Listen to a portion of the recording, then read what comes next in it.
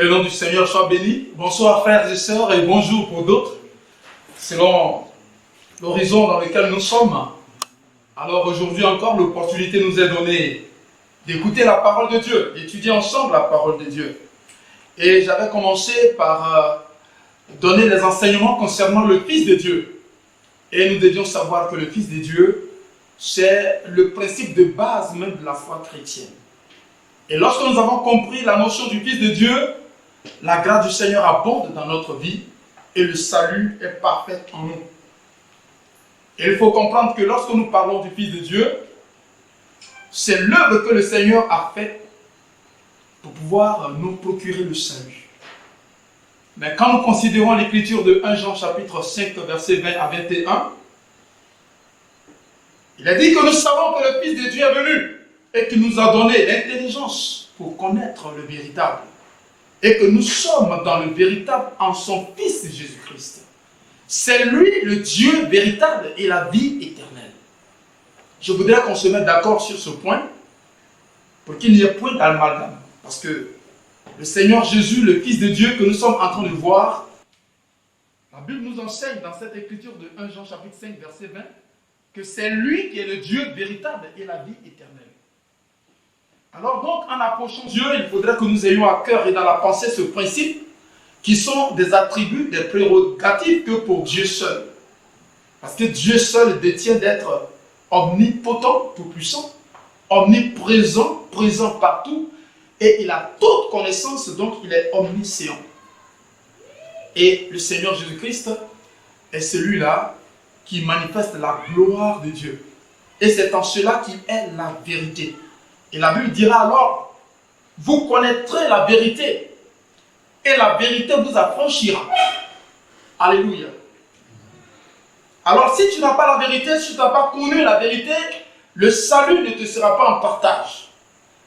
Et l'œuvre de l'Église consiste à porter haut et fort ce message de la vérité, car il est écrit, selon 1 Timothée, chapitre 3, verset 15. L'apôtre Paul dit à Timothée, si je tarde, il faut savoir comment se tenir dans l'église de Dieu, qui est la colonne et l'appui de la vérité.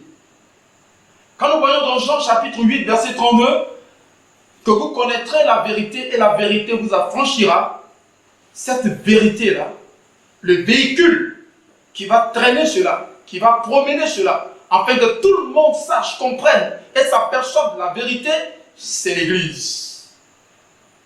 Et nous avons vu un peu, par rapport aux dispensations, qu'il y a plusieurs dénominations, organisations, et chacun dit eh bien, qu'il détient la vérité, et que c'est son Église qui est la vraie Église.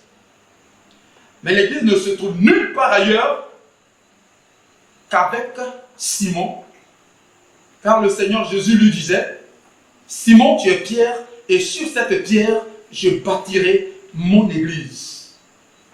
Gloire à Dieu. Alors, c'est par rapport à ce Simon que nous pourrions découvrir la vraie Église du Seigneur Jésus-Christ.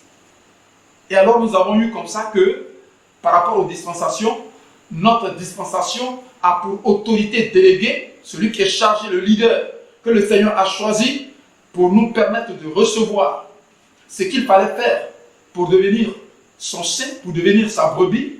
Eh bien, c'est l'apôtre, Simon-Pierre. Comme nous avions vu, au temps de la loi, ce fut Moïse. Avant la loi, c'était Abraham. Avant la grâce, plutôt avant la promesse, ce fut Noé, et puis c'était d'abord Adam. Avant que tout ceci ne représente les messagers de Dieu, les autorités déléguées par le Seigneur pour apporter la parole de la vérité. Alors ainsi, parlant de la vérité, quelle est cette vérité? Qui est cette vérité? Cette vérité, c'est le Fils de Dieu. Car nous allons voir dans le livre de Jean, chapitre 14, au verset 6. Je suis le chemin, je suis la vérité et je suis la vie. Et le Seigneur dira que nul ne vient au Père que par moi. Alors, nous avons vu ainsi, la dernière fois, le contexte du Fils de Dieu, la raison pour laquelle le Fils de Dieu fut, qui a cru à ce qui nous était annoncé, qui a reconnu le bras de l'Éternel. Il s'est élevé comme une faible plante. C'est de nos péchés qu'il s'est chargé, c'est nos iniquités qu'il a portées, et le châtiment qui nous donne la paix est tombé sur lui, et par ses meurtrissures, nous sommes guéris. Ainsi, croire au Seigneur Jésus, ça ne se limite pas simplement à porter notre pensée sur quelqu'un qui a vécu en Palestine, qui a fait un ministère en allant de lieu en lieu, opérant des miracles, et aussi bien prêchant la parole de Dieu. Mais c'est de s'accaparer de l'œuvre rédemptrice du Seigneur Jésus-Christ, se substituer à lui. Parce que nous comprenons et nous avons su que l'œuvre qu'il a faite, c'est ce qu'il a fait en lieu et place de notre personne. Et ainsi, nous allons voir le sens profond du Fils de Dieu. Parce que là, nous allons voir le Fils de Dieu qui porte nos péchés. Et il est devenu péché. Alléluia. Parce que lorsque nous considérons les Écritures de 2 Corinthiens, au chapitre 5, verset 21, la Bible dit qu'il est devenu péché pour nous. Et quand nous allons dans le livre de Galates, chapitre 3, verset 13, il est devenu malédiction parce que il s'est chargé. Il a pris la malédiction de chaque personne. La malédiction que chacun a accumulée dans sa vie par rapport à ce qu'il a hérité de ses pères et par rapport à ses promenades auprès des féticheurs, auprès de marabouts, dans les pratiques de sorcellerie, dans les actes et les œuvres qu'il incriminait et qui le menaient dans cet espace de malédiction. Alors, le Seigneur, notre Dieu, il portait cette malédiction et il devient malédiction. Et alors, il devient aussi péché parce qu'il prend nos péchés sur lui. C'est pour cela que nous allons considérer les Écritures dans le livre de Romains, au chapitre 8, le verset 1 au verset 4. Et nous allons lire ce qui est stipulé ici. Romains, chapitre 8, à partir du verset 1. Il n'y a donc maintenant aucune condamnation pour ceux qui sont en Jésus-Christ. En effet, la loi de l'esprit de vie en Jésus-Christ m'a affranchi de la loi du péché et de la mort. Car chose impossible à la loi, parce que la chair la rendait sans force. Dieu a condamné le péché dans la chair en envoyant à cause du péché son propre fils dans une chair semblable à celle du péché. Et cela afin que la justice de la loi soit accomplie en nous qui marchons non selon la chair, mais selon l'esprit. Alléluia. Voyez-vous des merveilles et les profondeurs de la parole de Dieu que nous avons besoin de connaître et comprendre pour être heureux. Parce que le chrétien est cette âme-là qui est bénie par le Seigneur. Il n'y a plus de condamnation pour ceux qui sont en Jésus-Christ. Et c'est là que se spécifie la foi dans le Seigneur Jésus. Alléluia. Crois au Seigneur Jésus et tu seras sauvé, toi et ta famille. Comme nous pouvons voir cela dans Actes, chapitre 16, verset 31. Alors crois au Seigneur Jésus-Christ et tu seras sauvé. Ce n'est pas n'importe quelle pensée, n'importe quelle parole, n'importe quelle chose. Il n'y a plus de condamnation parce que nous tous, nous sommes sujets à condamnation à cause des mauvaises œuvres dont nous nous sommes rendus coupables. Mais Jésus-Christ s'étant chargé des péchés de ceux qui croiraient en lui, comme il est dit, Dieu a tant aimé le monde qu'il a donné son Fils unique, afin que quiconque croit en lui ne périsse point, mais qu'il ait la vie éternelle. Alors, quand tu crois au Seigneur Jésus, c'est précisément le fait que ta culpabilité, tes iniquités, tes péchés, ces moments où tu courais dans les maisons des marabouts, ou chez les féticheurs, où toi-même tu pratiquais par le biais des petits démons la sorcellerie, tu exerçais l'impudicité ou l'adultère ou le mensonge comme c'est pas possible. Alors toutes ces choses-là, tu crois que devant Dieu, tu es condamnable. Il n'y a point la possibilité pour toi de vivre. Mais le Seigneur, par sa grâce, est venu. Il a porté une chair semblable au nôtre. Et il a pris notre place. La mort qui devait être la sentence et la conclusion de ce que nous avons fait devant Dieu, il s'est porté en lieu et place de nous. Et il a souffert de cette souffrance que nous devions subir. Il a subi le châtiment qui était le châtiment que nous devions subir. Et il est mort de la mort qui était notre mort. Et c'est ce que nous croyons. Et c'est par rapport à cela qu'il est dit, crois au Seigneur Jésus et tu seras sauvé. Alléluia.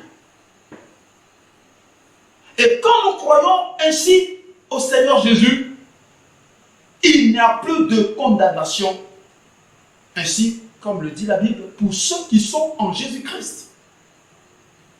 Tu peux dire, moi j'ai fait le bien.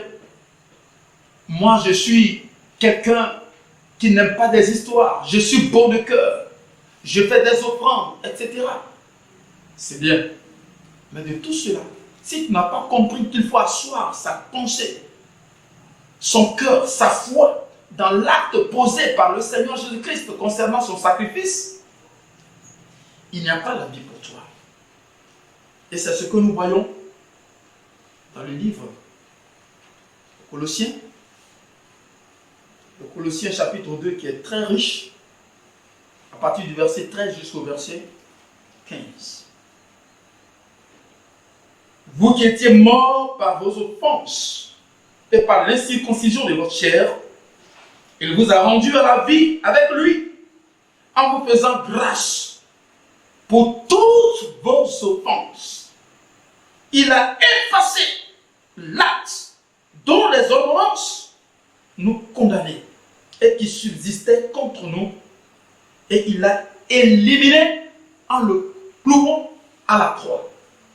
C'est pour cela que la foi est nécessaire et importante, voire indispensable pour intégrer le salut.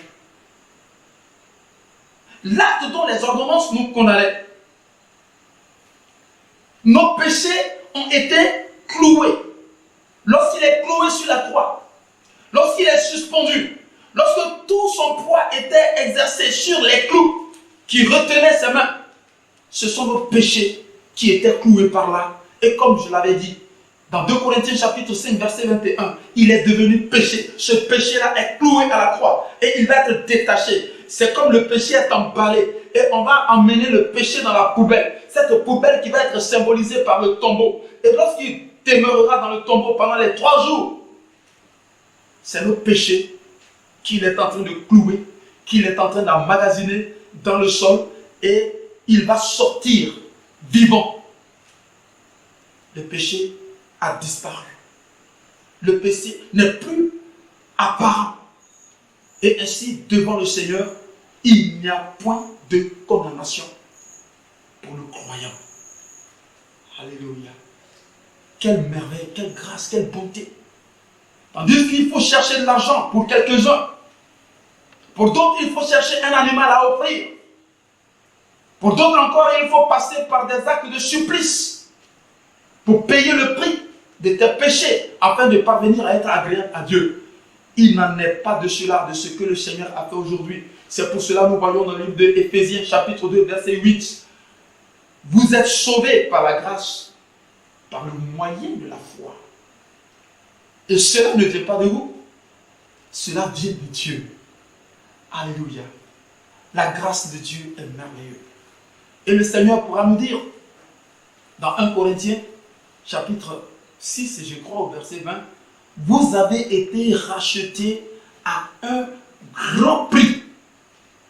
Et lorsque tu as compris cela, tu seras prêt à poser les actes qui vont te permettre de rentrer dans la maison de l'époux.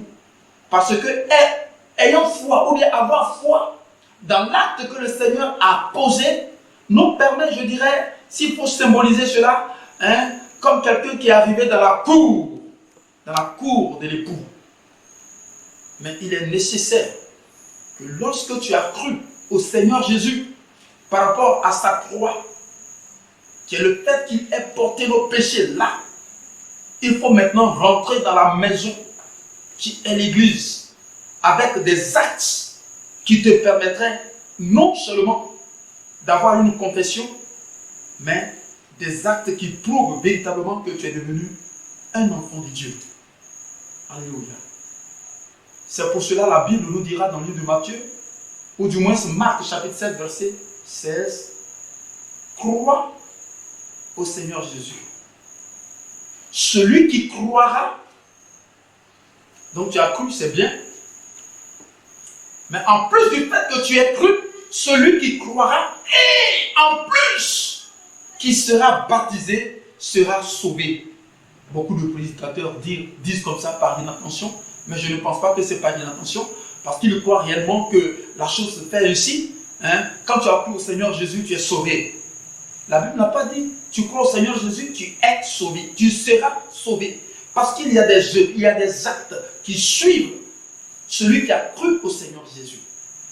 Parce que celui qui croira et qui sera baptisé, alors sera sauvé. C'est ainsi qu'il y a 3 actes, sinon 3 pas indispensables que le candidat au christianisme est obligé de chercher, est obligé de poser. À savoir, la repentance, le baptême d'eau, le baptême dans le Saint-Esprit. Si ces 3 actes-là sont accomplis dans ta vie,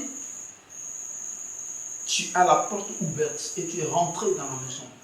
Et tu vas savoir ce qu'il faut faire dans la maison. Comme la Bible le dit dans le livre d'Éphésiens chapitre 5. En comparant la vie de l'homme avec sa femme au verset 25 de Éphésiens chapitre 5, il dira au verset 26, après avoir été purifié par le baptême d'eau, vous êtes sanctifiés par la parole de Dieu. Alors donc, les prochaines fois, nous allons entamer les sujets d'intégration à l'Église de Dieu, ces sujets d'intégration à l'Église de Dieu qui sont la repentance, le baptême d'eau au nom de Jésus et le don du Saint-Esprit. Que le nom du Seigneur soit béni, que la grâce de Dieu soit avec tous et la bonté du Seigneur abonde dans votre vie, dans vos foyers, dans vos activités, dans vos affaires, et que sa paix soit avec vous. Et s'il venait, que vous soyez avec lui pour le même. Que Dieu vous bénisse. Amen.